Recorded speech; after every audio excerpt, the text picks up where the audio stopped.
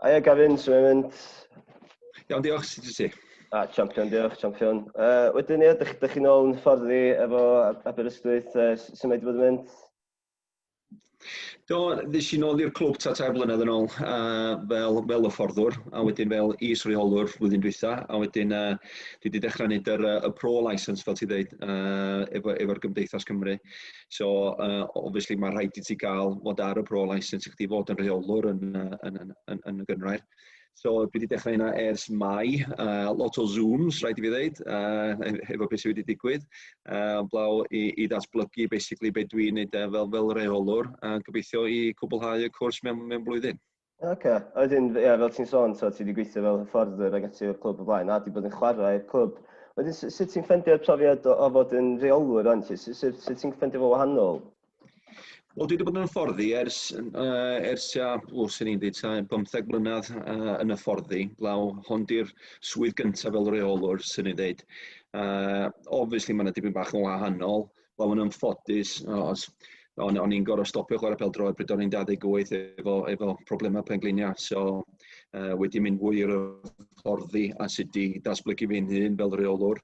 A gobeithio flwyddyn yma, obviously, y flwyddyn gyntaf i mewn gynrair, wel, yr uwch gynrair, i trio datblygu y tîm, yr ardal o Geredigion a ffordd da ni'n mynd i chwarae pêl-droed flwyddyn yma.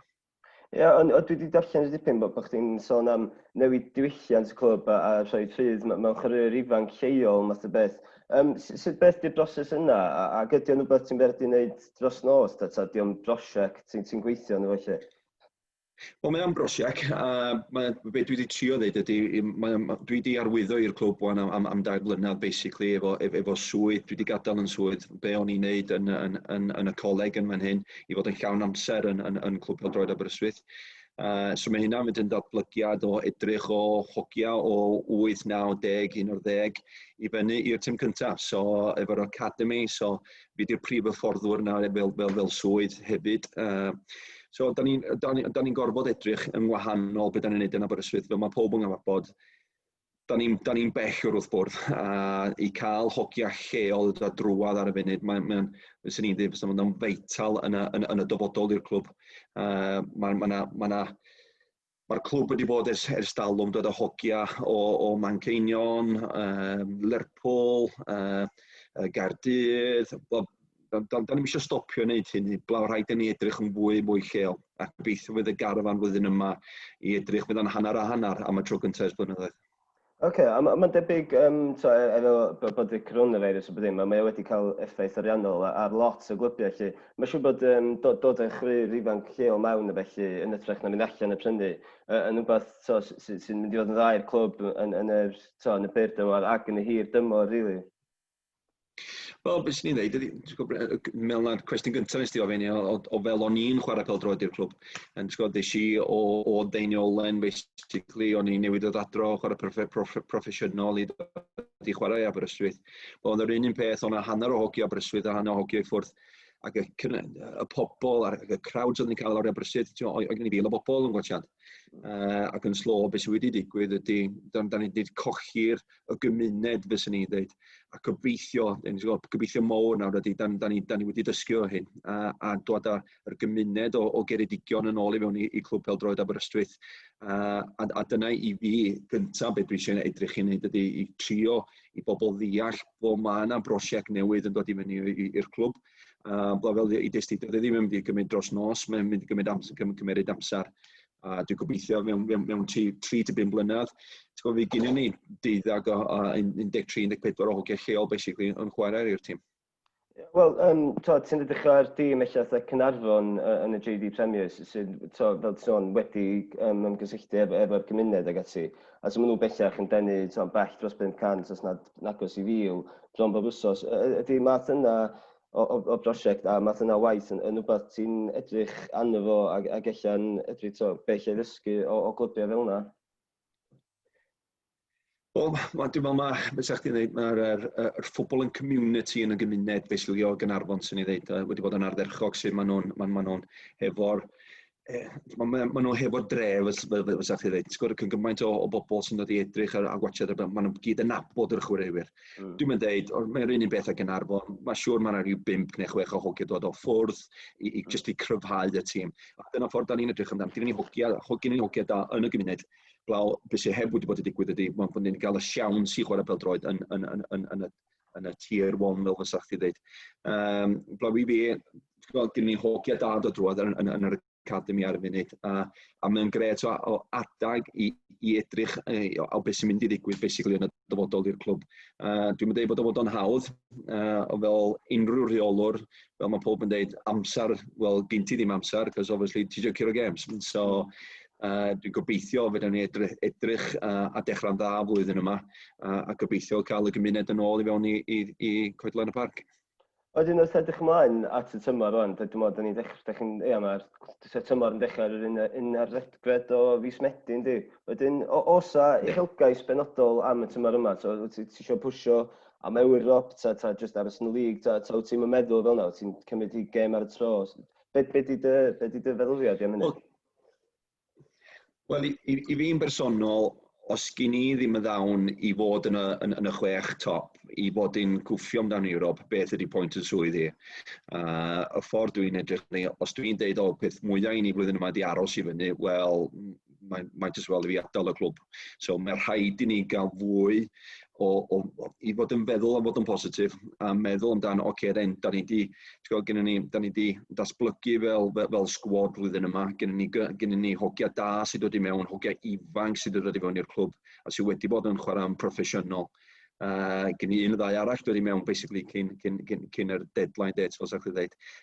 Blaw i fi, gen ni mixture dda, basically, o flwyddyn yma, a dwi'n hyderus iawn i ddweud, dwi'n edrych amdano y top 6, fel sa'ch chi dweud. Oce, so mae'n siŵr fydd o'n un peth nefyd, fydd rhaid i'r uchelgais na mewn yn dechreuwyr di, ac gwneud nhw'n uchelgeisiol, a trio herio'r gorau, achos mae yna dima da yn uwch gyngrair Cymru.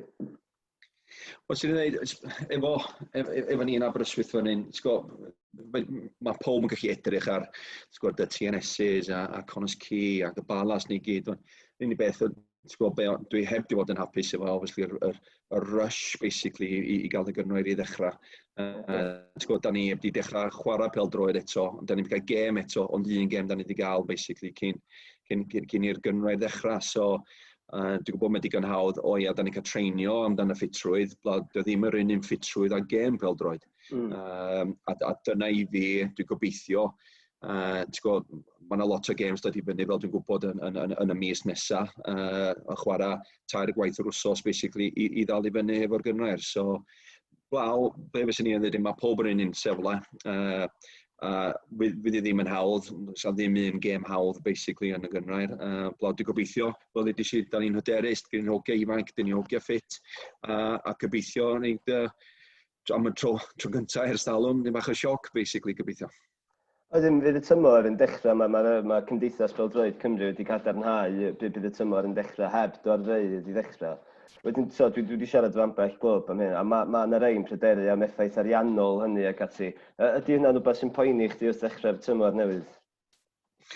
Wel, fel clwb, fyswn i'n dweud, mae rhaid i fi ddweud, mae ariannol ac y ffordd mae'r structure o'r clwb wedi bod ys blynyddoedd yn chwarae teg. Maen nhw'n gwybod lle maen nhw ariannol, maen nhw'n gwybod lle maen nhw, fel sy'n i'n dweud, mae yna budget i popeth, a chwarae teg, da ni digon hapus o ffordd mae'r clwb wedi cael ei redag yn y 10 mlynedd dwytha.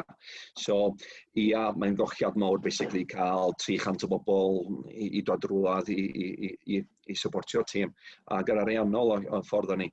Blaw, beth sy'n i'n dweud ydy, mae'r un beth i bob, sa'ch ti'n mynd i Gaernarfon, obviously, gen ti the 12th man, fel ma'n dweud, basically, efo'r gymaint o gynwysiadau sydd gen nhw yna. Blaw, mae wedi digwydd, dwi'n gobeithio fydd yna rhywbeth yn digwydd yn y 6 mis, 2 mis nesaf, a yn slo bach dod ar supporters yn ôl i mewn. Mae'n siŵr, o ran awyrgylch, felly, fel ti'n sôn, mae mater reidd yn gallu rhoi hwb i chwaraewyr. Ydy hwnna'n rhywbeth, mae'r chwaraewyr yn mynd i golli, ydy just ffocysu ar y gêm a peidio poeni yn ormodol yn peth sydd at eich sgynnau? I fi, ti'n edrych ar gemau pêl-droed sydd ar y teledu ar y funud, yn ti'n gweld gynrair, yn ti'n gweld y Championship, the main final i mynd i fewn i'r Premiership, a ti'n gweld neb yn Wembley yn edrych, a ti'n gweld dydio ddim yn un peth, ti'n gweld blaw, beth sydd i'r hogia ac i'r, da ni'n gallu fod yn proffesiynol, be fedra ni'n neud. Yn y diwadd, da ni'n gorau chwarae gêm pêl-droed a gobeithio cael y 3 points. Dyna beth yw'r peth mwyaf. A gobeithio cael y pobl yn slo bach yn dod yn ôl i glwb fel Aberystwyth, basically, i dod i, beth sy'n ei ddweud, dod i edrych ar hogiau lleol, gobeithio yn chwarae a danos i ddawn i'r clwb. Ie, ac fel chdi sôn gyna bod chdi eisiau adeiladu'r cyswllt na efo'r gymuned, mi fydd cael torfeydd ac at ti'n hanfodol i wneud hynny math o beth am hynny. Yndi, a dwi'n meddwl, mae'r clwbiau i gyd nawr, dwi'n meddwl mae pob wedi sylwi faint o allweddol ydy'r social media flwyddyn yma. Efo dy Facebook, efo dy Twitter, o mae pethau'n cael ei defnyddio, basically, so dyn ddim yn gallu dod i'r cae, at mae sgorio yna, maen ffilmio'r gêm, so, mae wedi bod yn huge peth i fi i edrych, beth sa'n ni'n gallu gwella wneud, os dydyn ddim yn gallu dod trwy'r giat, be arall fydden ni'n neud i helpu, ti'n gwybod? Ie, gret. Diolch yn fawr iawn am gymryd amser i siarad â fi heddiw, Doug Efin, a pob lwc am y tymor sy'n dod. Dwi'n gobeithio fydd pob peth yn mynd yn iawn i chi. Gret, diolch yn fawr ti. Gret, diolch yn fawr iawn, Gefin. Hwyl on.